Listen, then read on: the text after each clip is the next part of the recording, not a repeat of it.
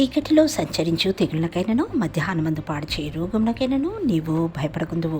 కీర్తనల గ్రంథము 91వ కీర్తన 6వ వచనము. ప్రియ సహోదరి సహోదరుడా, ప్రస్తుతము ఎక్కడ చూసినా భయంకరమైన రోగములు, అంటువ్యాధులు, మరణాలు చూస్తున్నాం కదా. మొన్న ఉన్నవారు నిన్న లేరు, నిన్న ఉన్నవారు ఈ దినం లేరు. గ్రహించారా? గాలి బుడగ లాంటిది మన జీవితం. నీవు భయపడకుందువు అని ఈ రోగమును చూచి, మరణాలను చూచి ప్రభువారు చెప్పలేదు. కానీ నీ ఆత్మ దేవుని యందు ఆయన సహవాసము, నిత్య జీవమును కోరుకున్నదైతే నీవు వాటికి భయపడకుండా ఉంటావు అని ప్రభువారు సెలవిస్తున్నారు. నీవు జీవించినా ఆయన కొరకే, మరణించినా నిత్య జీవమును పొందుకొని ఆ ప్రభువులో నిత్య సంతోషముగా ఉంటావు.